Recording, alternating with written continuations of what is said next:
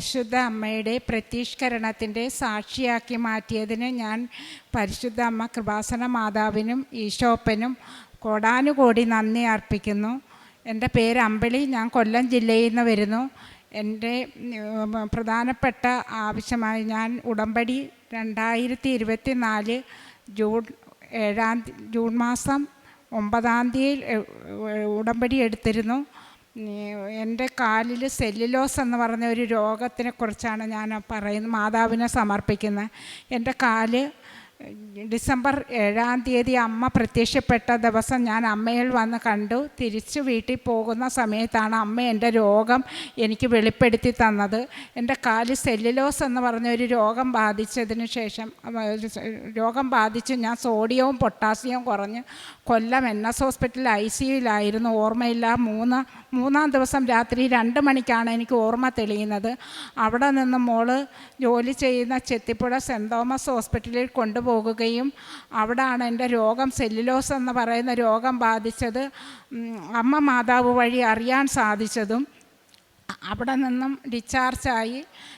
രോഗം ഡിസ്ചാർജായി നേരെ അമ്മ മാതാവിൻ്റെ ഈ സന്നിധിയിൽ വന്ന് ഞങ്ങൾ അമ്മയോട് സാക്ഷ്യം പറഞ്ഞിട്ടുമാണ് തിരിച്ച് വീട്ടിൽ പോകുന്നത്. ബില്ല് അന്നേ ദിവസം ഞങ്ങൾക്ക് 2 ലക്ഷത്തി പുറത്ത് ബില്ലായിരുന്നു. അപ്പോഴമ്മ മാതാവ് ഇടപെട്ട് ഹോസ്പിറ്റലിൽ ബില്ല് കുറവ് തരികയും അവിടെ നിന്ന് ഡിസ്ചാർജായി ഇവിടെ വരുമ്പോൾ ഞാൻ വീൽ ചെയറിലാണ് വരുന്നത്. ഇവിടെ വന്ന് വീൽ ചെയറിൽ വന്ന് അമ്മയെ വന്ന് കണ്ട് തിരിച്ചു പോയി. പിന്നെ അന്നേ ദിവസം അച്ഛനെ കാണാൻ പറ്റിയില്ല. തിരിച്ചു പോയി. ഞാൻ ജനുവരി 10-ാം തീയതിയിൽ വന്നതും വീൽ ചെയറിൽ തന്നെയാണ്. എനിക്ക് നടക്കാൻ പറ്റത്തില്ലായിരുന്നു. അവിടം വരെ വീൽ ചെയറിൽ വണ്ടിയിൽ വന്ന് അവിടുന്ന് നേരെ എനിക്ക് ഇങ്ങോട്ട് വരണമെന്നുണ്ടെങ്കിൽ 3-4 പേരുടെ സാന്നിധ്യത്തിലാണ് നടക്കാൻ പറ്റത്തുള്ളായിരുന്നു. അപ്പോഴിവിടെ ഫോട്ടോഗ്രാഫർ പയ്യനുണ്ടായിരുന്നു. അച്ഛൻ അന്നേരം ഇവിടെ നിന്ന് സാക്ഷ്യം ഒരുപാട് പേരുടെ ഇത് പറയുമായിരുന്നു. അപ്പോഴെന്നെ അവിടെ നിന്നും കൊണ്ട് അച്ഛൻ തന്നെ ഫോട്ടോഗ്രാഫറും ആ പയ്യനോട് പറഞ്ഞ് എന്നെ പിടിച്ചകത്ത് അച്ഛൻ്റെ മുമ്പിൽ കൊണ്ടുവന്ന് അച്ഛൻ്റെ സേത്ത് തൈലം പൂശി ഞാൻ തിരികെ വീട്ടിൽ ചെന്ന് അന്നേ ദിവസം തന്നെ ഞാൻ നടക്കാൻ പറ്റാത്ത, ഞാൻ ബാത്റൂമിൽ പോലും എനിക്ക് പോകാൻ പറ്റത്തില്ലായിരുന്നു. ഇവിടുന്ന് അച്ഛൻ്റെ സേത്ത് തൈലം പൂശി ഞാൻ വണ്ടി കയറിയപ്പോൾ മാത്രം, വണ്ടി കയറിയതേ ഉള്ളൂ, എൻ്റെ കാലിൻ്റെ നീര് വറ്റുകയും ഞാൻ വീട്ടിൽ ചെന്ന് സ്വന്തമായിട്ട് വാക്കറെ പിടിച്ചുകൊണ്ട് ബാത്റൂമിൽ പോകുന്ന ഞാൻ വാക്കർ ഉപയോഗിക്കാതെ ബാത്റൂമിൽ പോകുകയും സ്വന്തമായിട്ട് കുളിക്കുകയും എൻ്റെ തുണികൾ കഴുകുകയും വീട്ടിലെ പാത്രങ്ങൾ കഴുകുകയും പിറ്റേന്ന് മുതൽ ഞാൻ എല്ലാം ദൈവമാതാവിൻ്റെ അനുഗ്രഹത്താൽ, ഈശോപ്പൻ്റെ അനുഗ്രഹത്താൽ ഞാൻ എല്ലാം ഇന്ന് ഈ നിമിഷം വരെ ഞാൻ ചെയ്യാൻ തുടങ്ങി. ഡോക്ടർ 6 മാസം വരെയും കാല് 2 തലങ്ങണിയുടെ മുകളിൽ വെച്ച് വേണം കിടക്കാനെന്ന് പറഞ്ഞാൽ ഞാനിപ്പം 2 തലങ്ങണി ഒഴിവാക്കി. ഞാൻ സാധാ കട്ടിലിൽ മാത്രം കാല് വെച്ച് കിടക്കുകയാണ്. അത് മാതാവിൻ്റെ കൃപയാണ്. ഇത്രയും ദൈവമാതാവ് എനിക്ക് തന്നതിൽ കോടാനുകോടി നന്ദി അർപ്പിക്കുന്നു. അത് കണക്ക് തന്നെ 3 ലക്ഷം ഞാൻ 2017 മുതൽ മാതാവിൻ്റെ സന്നിധിയിൽ വന്ന് സ്വന്തമായൊരു ഭവനമില്ലെന്ന് പറഞ്ഞ് ഇവിടെ വന്നിരുന്ന അമ്മ മാതാവിൻ്റെ മുമ്പിൽ കരയുകയും എടുക്കുകയും എന്നും വന്ന് പറയും, വാടകത്തിനെ പറക്കിക്കെട്ടി നടക്കാൻ വയ്യ മാതാവേ, എനിക്ക് ആരെങ്കിലും വഴി എന്നെ ഒന്ന് സഹായിക്കണേ മാതാവേ എന്ന് അമ്മയുടെ അടുത്ത് കരയുമായിരുന്നു. ഡെയിലി വാടക കൊടുത്ത് ആദ്യം 7,000 രൂപ, പിന്നെ 8,000 രൂപ, 9,000 രൂപ, 10,000, 13,000 രൂപയിലാണ് ഇപ്പം ഞാൻ വാടകയ്ക്ക് താമസിക്കുന്നത്. അപ്പോഴെല്ലാം ഞാൻ വന്ന് മാതാവിൻ്റെ അടുത്ത് പറയാം, അമ്മ മാതാവ് ഈ 13,000 രൂപ ഉണ്ടെങ്കിൽ എനിക്ക് വാടക ഒഴിവാക്കി തന്ന് അമ്മ എന്നെ ഒന്ന് രക്ഷപ്പെടുത്തണേ എന്ന് പറഞ്ഞ് കരഞ്ഞ് ഞാൻ എന്നും എല്ലാ ബുധനാഴ്ചയും മാതാവിൻ്റെ മുമ്പിൽ വരും. വന്ന് ഇവിടെ ഇരുന്ന് കരഞ്ഞിട്ട് ഞാൻ പോകാൻ നേരം രാത്രി 9 മണിയാവും ഇവിടുന്ന് പോകുമ്പം. അത് എൻ്റെ മോളുടെ വിവാഹം ഓഗസ്റ്റ് 17 ചിങ്ങം 1-നുമാണ്. ഞാൻ അമ്മയെ ലെറ്റർ അടിച്ചിട്ട് മാതാവിൻ്റെ മുമ്പിൽ കൊണ്ടുവന്ന് വിളിച്ചിട്ടാണ് പോകുന്നത്. അമ്മ മാതാവ് എല്ലാ കാര്യത്തിനും വേറെ ആരുടെ ആശ്രയമില്ല, ഞാനും എൻ്റെ മോളും മാത്രമേ ഉള്ളൂ. മാതാവും ഈശോയും കൂടുണ്ട്. മാതാവ് ഈശോയും കൂടെ നിന്ന് കാനായിൽ കല്യാണവേളയിൽ അത്ഭുതം പ്രവർത്തിച്ച അമ്മ മാതാവ് ഈശോയും പ്രവർത്തിക്കുമെന്ന് ഞാൻ സാക്ഷ്യപ്പെടുത്തിക്കൊണ്ടാണ് ഈ നട ഇറങ്ങുന്നത്. കോടാനുകോടി നന്ദി. എൻ്റെ രോഗസൗഖ്യത്തെക്കുറിച്ച് പറയാനാണ്. എനിക്ക് 2022 ഡിസംബർ 15-ാം തീയതി ഹിപ്പ് റീപ്ലേസ്മെൻ്റ് എന്ന് പറഞ്ഞൊരു സർജറി നടന്നായിരുന്നു. അതിൻ്റെ ഭാഗമായിട്ട് 3 മാസത്തോളം ഞാൻ ബെഡ് റെസ്റ്റിലായിരുന്നു. അതിനുശേഷം ഡോക്ടർ പറഞ്ഞിട്ടുണ്ടായിരുന്നു എനിക്ക് മുട്ടുകുത്താനോ താഴ്ന്ന പ്രദേശങ്ങളിൽ ഇരിക്കാനോ ഒന്നും തന്നെ സാധിക്കില്ല എന്ന് പറഞ്ഞു.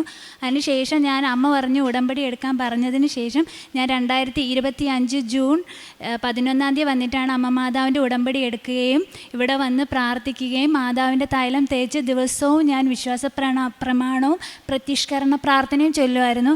അതിൻ്റെ ഭാഗമായിട്ട് 1 വീക്കിനുള്ളിൽ എനിക്ക് കാല് മുട്ടുകുത്താനും താഴ്ന്ന പ്രദേശത്ത് ഇരിക്കുവാനും മാതാവിൻ്റെ കൃപയാൽ എനിക്ക് സാധിച്ചു.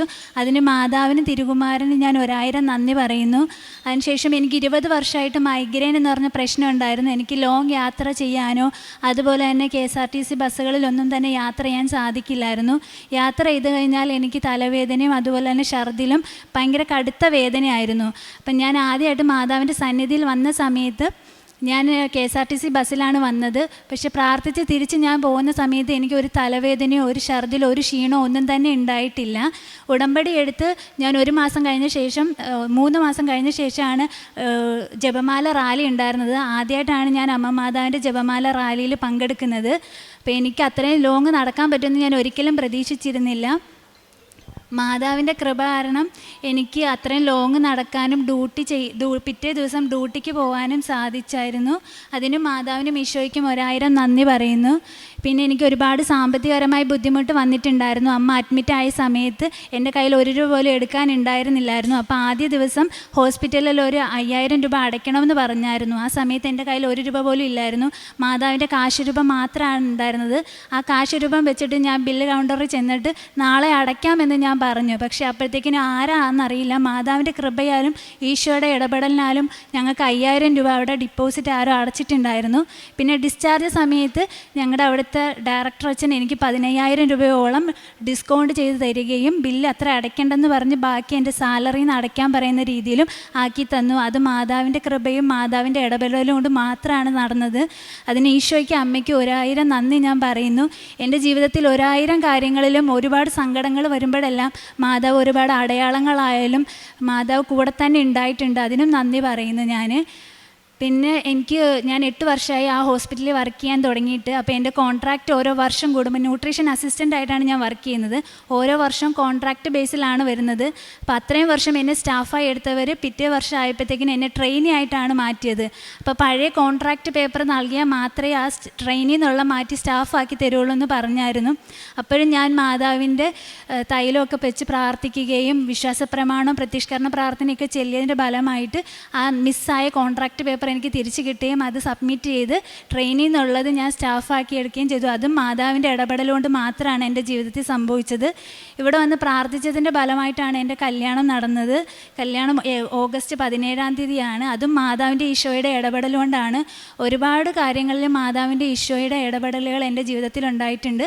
അതിന് ഞാൻ 1000 നന്ദി പറയുന്നു. മാതാവിൻ്റെ പ്രത്യക്ഷീകരണത്തിൻ്റെ സാക്ഷിയായി ഈ അൽത്താരയിൽ നിന്ന് സാക്ഷ്യം പറയാനുള്ള കൃപ തന്നതിനും മാതാവിനും ഈശോയ്ക്ക് നന്ദി പറയുന്നു. പ്രേക്ഷിത പ്രവർത്തനമായിട്ട് ഞാൻ എല്ലാ മാസവും വന്ന് മാതാവിൻ്റെ പത്രം മടക്കി കൊടുക്കുകയും അതുപോലെ തന്നെ പത്രങ്ങൾ മേടിച്ച് മറ്റുള്ളവരിലേക്ക് വിശ്വാസ പ്രമാണം ചൊല്ലി കൊടുക്കുകയും not by merit but by grace എന്നാണ്. എന്ന് വെച്ചാൽ നമ്മുടെ കഴിവുകൊണ്ടല്ല, ദൈവത്തിൻ്റെ കൃപ കൊണ്ടേ നമുക്ക് എന്തും ചെയ്യാൻ സാധിക്കുള്ളൂ എന്നുള്ളത് എൻ്റെ ജീവിത അനുഭവം കൊണ്ട് എനിക്ക് മനസ്സിലാക്കി തന്നതാണ്. അത് കാരണം എല്ലാവരിലേക്കും ഞാൻ അത് പറഞ്ഞാണ് പത്രങ്ങൾ കൊടുക്കുന്നത്. എൻ്റെ അമ്മയുടെ വയ്യായിക വന്നപ്പോഴും ഈശോയും മാതാവുമാണ് എനിക്ക് ധൈര്യം തന്ന് മുന്നോട്ട് നിർത്തിയതെല്ലാം തന്നെ. എനിക്ക് അച്ഛനില്ലാതാണ് ഞാൻ വളർന്നത്. ഈശോയാണ് എൻ്റെ അച്ഛനായിട്ട് ഞാൻ കാണുന്നത്. അതുപോലെ തന്നെ ഗവൺമെൻറ് ആശുപത്രിയിൽ ഞാൻ ആഹാരം മേടിച്ച് കൊടുക്കാറുണ്ട്. എന്നെക്കൊണ്ട് പറ്റുന്ന രീതിയിൽ ഞാൻ മറ്റുള്ളവരെ സഹായിക്കാറുണ്ട്. വലിയ സാമ്പത്തികം ഇല്ലെങ്കിലും ഉള്ളതുപോലെ ഞാൻ മറ്റുള്ളവരെ സഹായിക്കും. പിന്നെ എൻ്റെ ഒരു സുഹൃത്തിന് ജർമ്മൻ ലാംഗ്വേജ് ഇല്ലാതെ വന്ന സമയത്ത് അവന് ഒരു ജോലി ഇൻ്റർവ്യൂ കിട്ടിയതാണ്. പക്ഷേ അവിടുന്ന് ലാംഗ്വേജ് ഇല്ലാത്ത കാരണം റിജക്റ്റ് ചെയ്തു. അപ്പോൾ ഞാൻ ഇവിടെ വന്ന് മാതാവിനോട് അവന് വേണ്ടി സമർപ്പിച്ച് പ്രാർത്ഥിച്ചതിൻ്റെ ഫലമായിട്ട് ഓൺലൈൻ ഉടമ്പടി എടുക്കാൻ പറഞ്ഞ് ഞാൻ അവന് ലിങ്ക് അയച്ചു കൊടുക്കുകയും അവൻ ഓൺലൈൻ ഉടമ്പടി എടുത്ത് റിജക്റ്റ് ചെയ്ത കമ്പനിയിൽ നിന്ന് തന്നെ അവൻ 7 ദിവസത്തിനുള്ളിൽ തിരിച്ച് വിളിച്ച് അവൻ ആ ജോലി കൺഫേം ആക്കുകയും മെയ് 7 എന്നുള്ള ഡേറ്റാണ് അവന് ജോയിൻ ചെയ്യാനുള്ള ഡേറ്റ് കൊടുത്തത്. അത് മാതാവ് കൊടുത്തതാണ് അവൻ ആ ജോലി.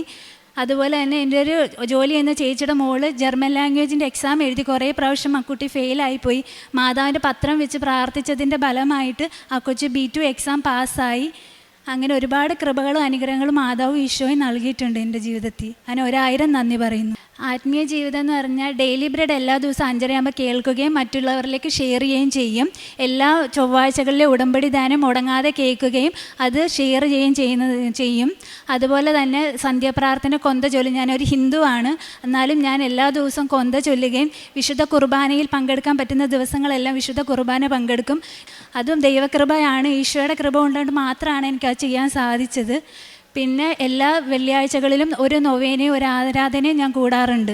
എൻ്റെ ജീവിതത്തിൽ ഒരുപാട് എനിക്ക് ദേഷ്യം വരുന്ന ഒരു സ്വഭാവം ഉണ്ടായിരുന്നു. അത് മാറ്റി ശാന്തിയും സമാധാനവും നൽകി മറ്റുള്ളവരോട് ക്ഷമിക്കാനുള്ളൊരു മനസ്സും ഈശോയും അമ്മ മാതാവാണ് തന്നത്. അത് ഉടമ്പടി ജീവിതത്തിലൂടെയാണ് എനിക്ക് നൽകിയത്. അതിനും ഞാൻ മാതാവിനും ഈശോയ്ക്കും 1000 നന്ദി പറയുന്നു. ബൈബിൾ വായിക്കാറുണ്ട്, മറ്റുള്ളവരിലേക്ക് ബൈബിൾ വചനങ്ങളും ഷെയർ ചെയ്യാറുണ്ട് ഗ്രൂപ്പുകളിൽ. സാക്ഷ്യങ്ങളും കേൾക്കാറുണ്ട്. പത്രങ്ങളാണ് ഞാൻ കൂടുതലായിട്ട് വായിച്ചിട്ടുള്ളത്. സാക്ഷ്യങ്ങളും കേൾക്കാറുണ്ട്.